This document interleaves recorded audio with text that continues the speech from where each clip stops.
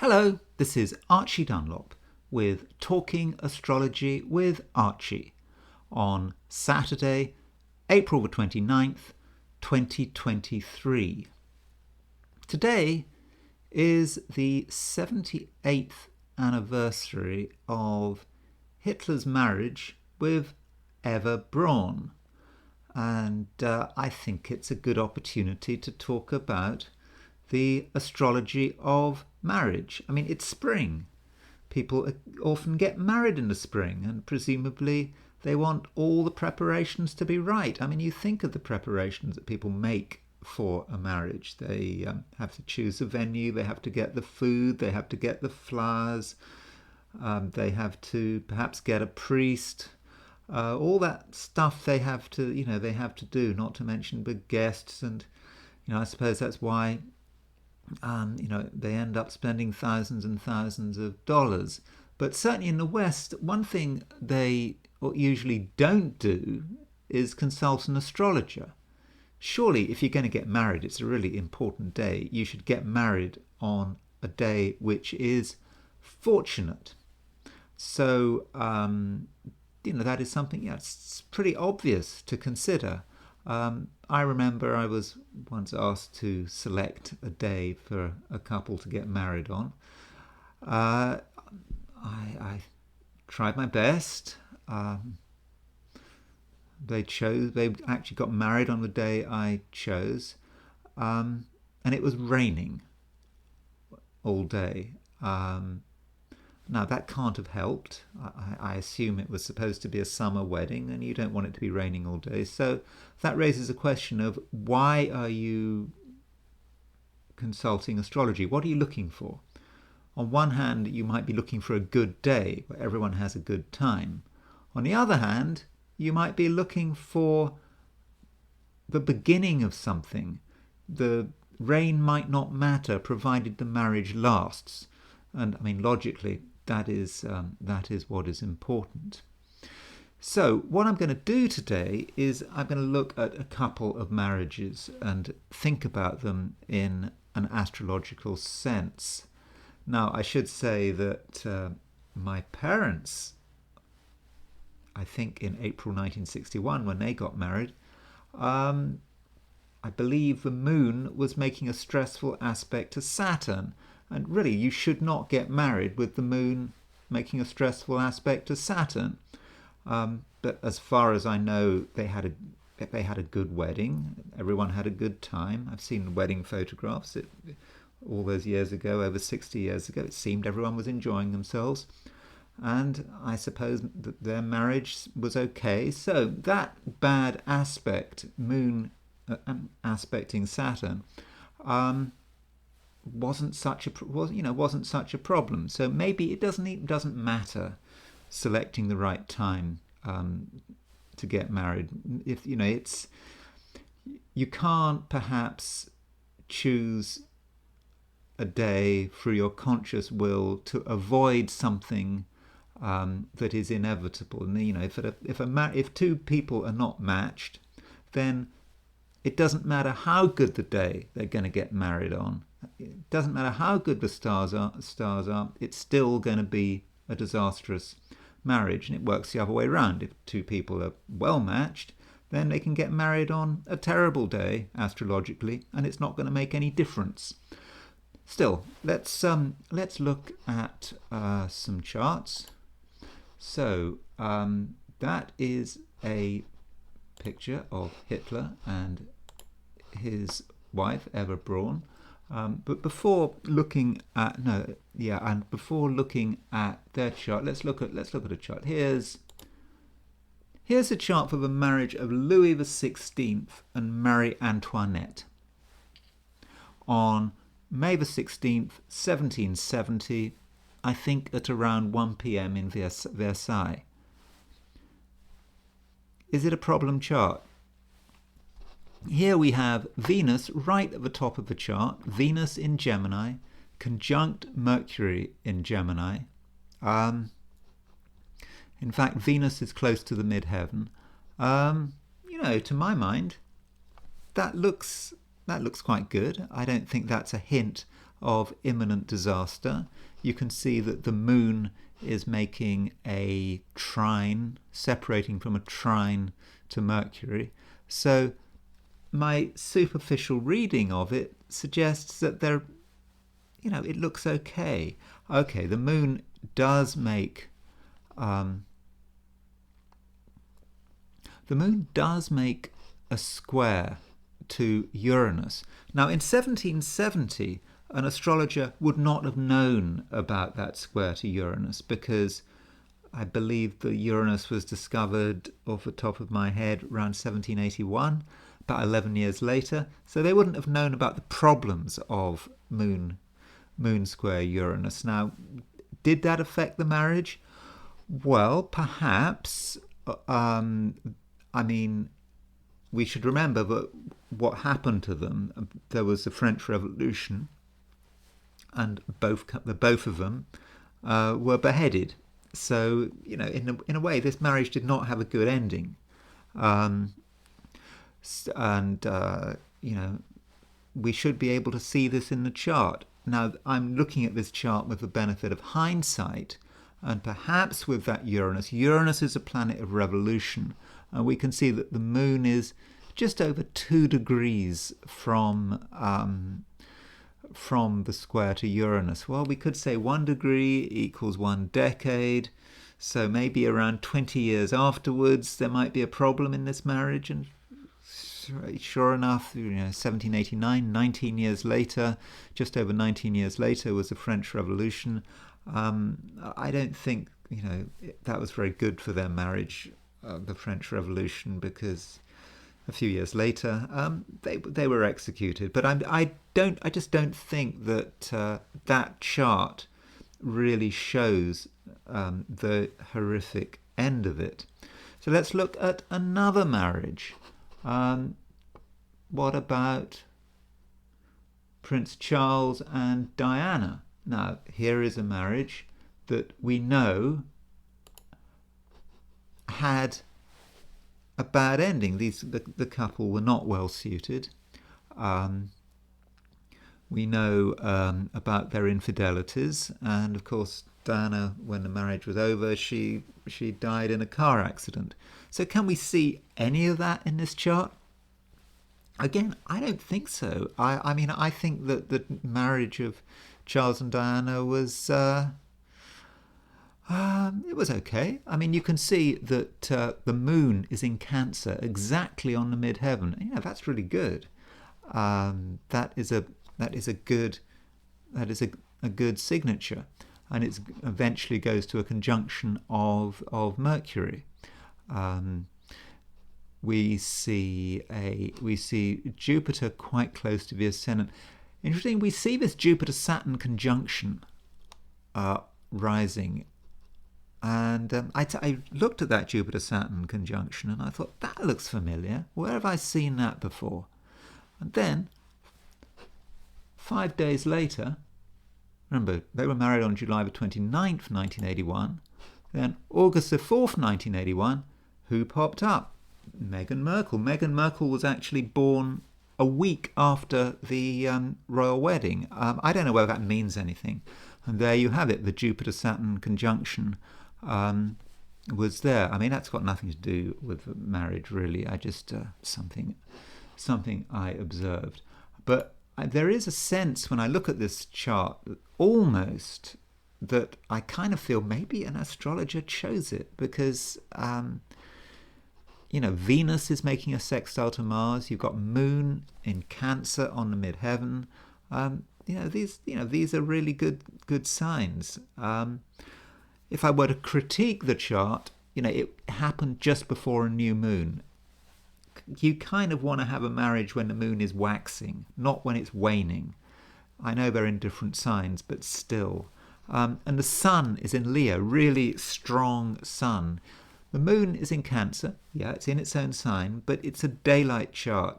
It's a daytime chart. When the moon is above the horizon in a daytime chart, it is weakened even though it is Cancer. So perhaps we're looking there at perhaps the fragility and overexposure of Princess Diana. It should also be said that Venus in Virgo doesn't actually work very well. Virgo is not a good sign for Venus to be in. Yes, Venus might be sextile Mars, but in astrology, Venus in Virgo is often associated with promiscuity. Amazingly enough, it might not sound like it, but in actual practice, Venus in Virgo, is associated with promiscuity, and perhaps this. Why would it be associated with promiscuity? Because Virgo is a very analytical sign. And Venus is supposed to be a warm and feminine sign and sensitive sign. It just doesn't really work very well in Virgo, and there's a sort of perhaps a casualness to sex with Venus in Virgo. So those are a few thoughts about the chart, but certainly the marriage chart for Charles and Diana, I would not have said was particularly disastrous. Then we've got the chart for the marriage of Adolf Hitler and Eva Braun. Remember, today is the 78th anniversary of their marriage. There we are. April the 29th, 1945, in Berlin, in Germany. Now, as far as the timing is concerned, it's at a strange time. It happened between 1 and 2 in the morning.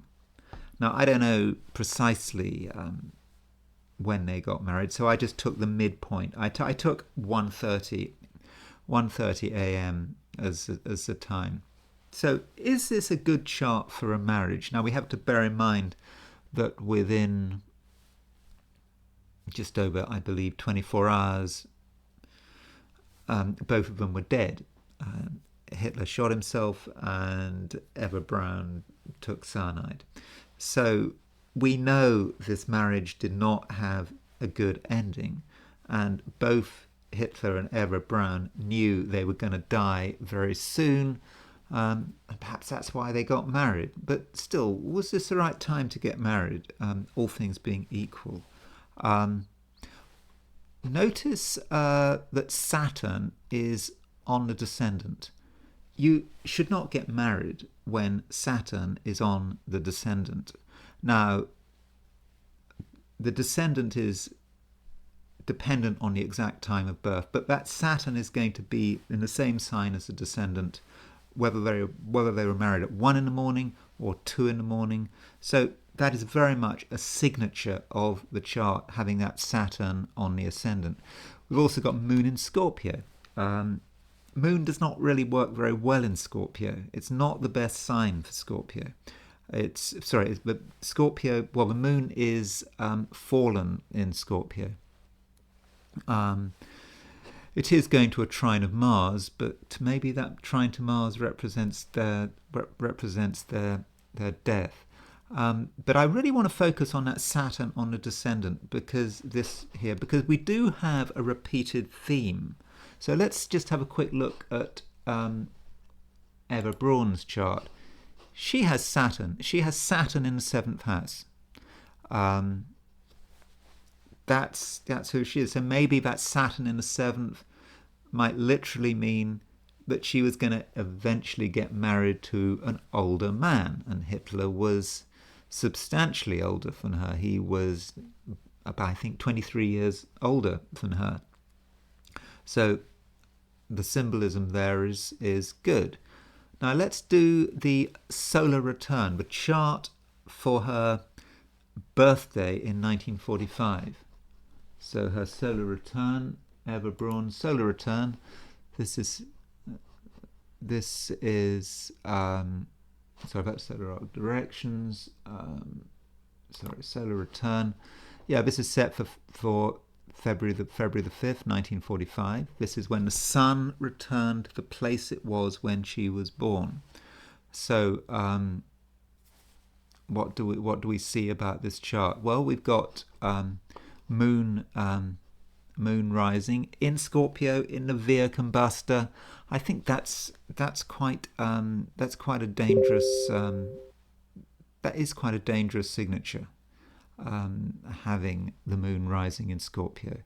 Um, it does suggest that maybe something bad could happen. Um, so as far as other things are concerned, the thing is that she had Saturn in the seventh when she was born, and when she was married, when marriage itself, Saturn was in the seventh again. So that's a signature, and yeah, it didn't work. It didn't really work very well. Notice Mars. Mars was at 27. Was it 27 Pisces at the time of marriage? 27 Pisces. Remember, 27 Pisces. So we look at Eva Braun's natal chart, and she's got the moon at 26 Virgo. So that means that Mars was opposition her moon at the time of her marriage. In fact, in her natal chart, she has moon square Pluto. Pluto is at 27 Gemini. So Mars was coming along and was opposition her moon and was square her Pluto. That moon Pluto is very intense, and it also indicates perhaps the myth of Pluto. Pluto and Persephone.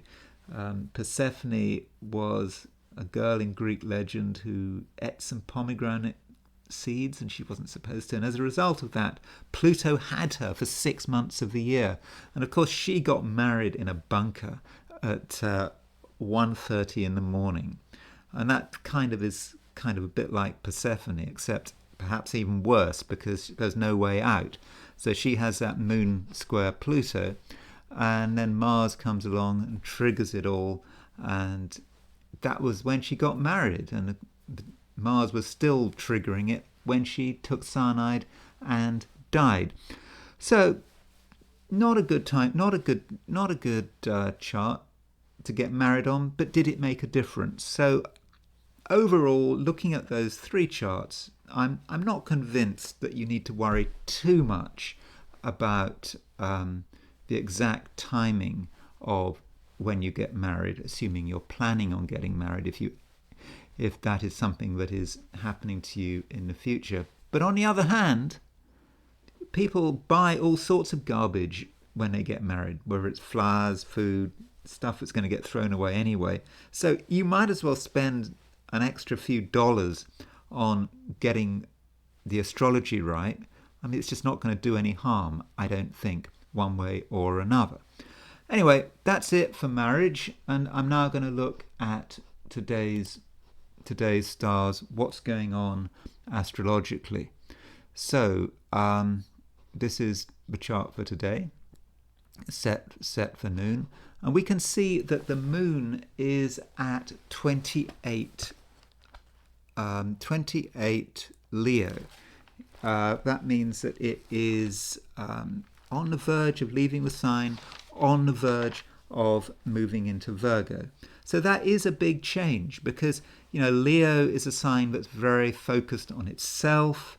It wants attention, and yet when it moves to Virgo, suddenly all that goes. Moon in Virgo, focusing on details, wants to get back to reality, doesn't care about the bright lights. That's all rather stupid and trivial. So we will see a change there. But before the moon moves into Leo, it does make a favourable aspect to Jupiter. The moon is going to be trine Jupiter. And that, all things being equal, is one of the best aspects in astrology. So at the beginning of the day, do something special.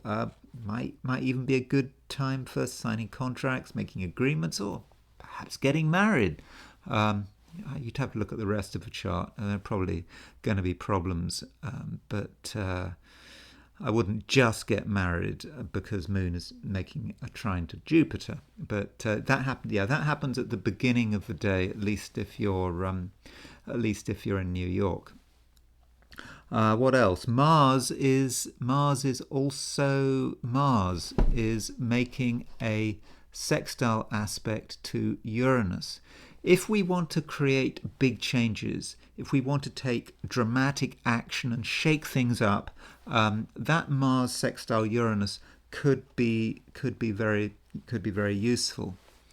On a more negative note, there are a few things that we do need to be careful of. Pluto is on the Mercury-Mars midpoint. With Pluto on the Mercury-Mars midpoint, we have to be very careful about what we say. You know, Mercury is a planet of communication. Mars is a planet of assertiveness. So with Pluto on the Mercury-Mars midpoint, our words could cause absolute chaos. They could be very powerful, sure. If we want to influence people, we can through our carefully chosen words, but we also might shock people. So, you know, if you're going to say something dramatic, ask yourself, is this really what you want? Is this really the effect that you want to achieve? On a different note, as like yesterday, Neptune remains on the Mars-Saturn midpoint. I mean, I believe that it's even more on the Mars-Saturn midpoint. It's even closer to the Mars-Saturn midpoint than it was yesterday. And so yesterday I warned about chemicals, drugs, gas, all of that kind of stuff could be particularly dangerous. You know, remember, Mars-Saturn is a planet of... Mars-Saturn is a pair connected with death, decay, with things going wrong. So we do have to be careful. So, you know, if you're messing around with your home's gas supply, if you're careless enough to be doing that, things could go wrong. You know, doses of drugs, even prescription drugs, really make sure you're following the doctor's orders. Don't make it up as you go along. And as I said yesterday, you know, illegal drugs should always be avoided, but they should be avoided even more so than usual, because, you know, Neptune on a Mars-Saturn midpoint at its worst is dying because of drugs. And that applies not just to drugs, but alcohol. Just stay away from alcohol, even more so than usual. Don't be tempted to do anything stupid with alcohol, drugs, anything with Neptune on the Mars-Saturn midpoint. So that's the day. I think it should be okay, provided you don't do anything stupid.